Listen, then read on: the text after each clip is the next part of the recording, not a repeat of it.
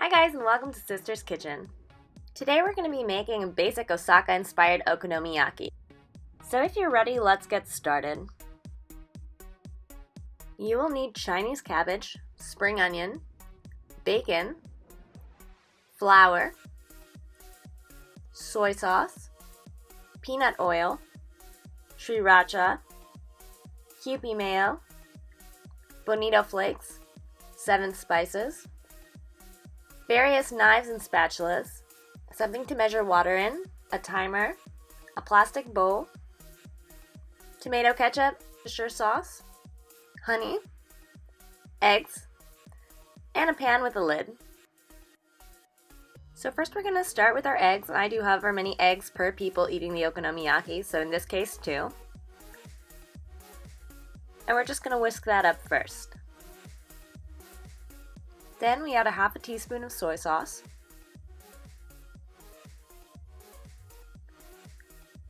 about a half a cup of flour,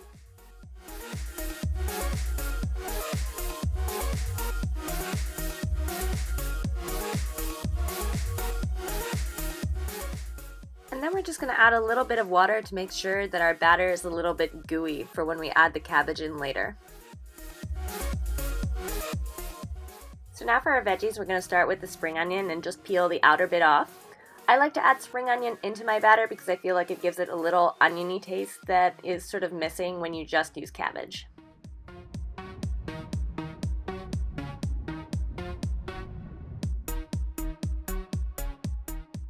So then we're going to cut our cabbage, and what you want to do is you want to cut that middle white bit out because that's not the part we want to eat. We really want to eat just the leaves, otherwise you end up with something sort of hard and bitter in the texture of your okonomiyaki.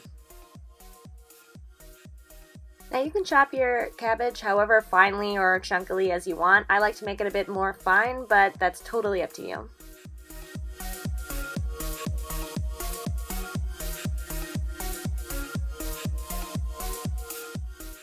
So now we're just going to use the rest of the spring onion that we had, and we're going to use the green bit, and we're just going to cut that into tiny little rings to add on top of our okonomiyaki later.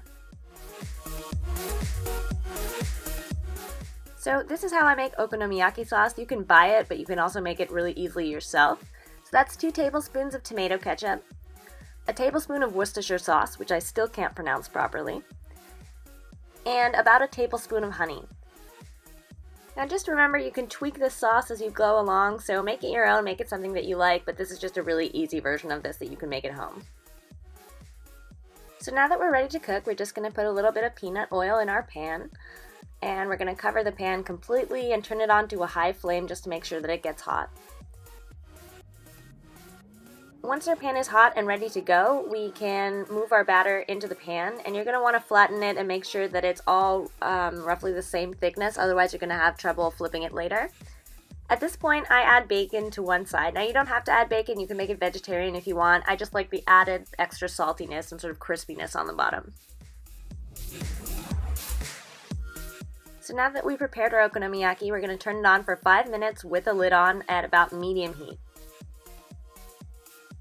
Once that's done, we can take the lid off, flip our okonomiyaki over, and let it cook for another 5 minutes.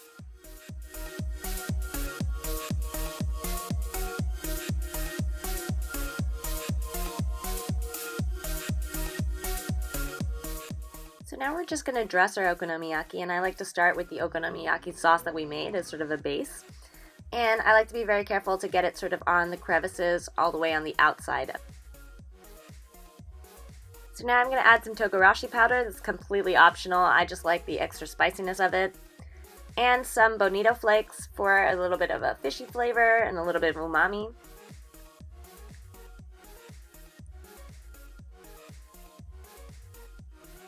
Then I finish dressing it with a bit of Sriracha. And finally some Kewpie Mayo.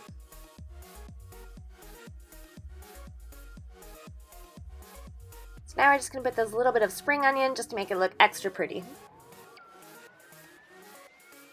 So there you have it. There's our super basic okonomiyaki. Now you can add whatever you'd like to this, so if you experiment with it, please let me know what you did and what worked for you. Thanks so much for watching. Please like and subscribe, and I hope to see you guys back soon.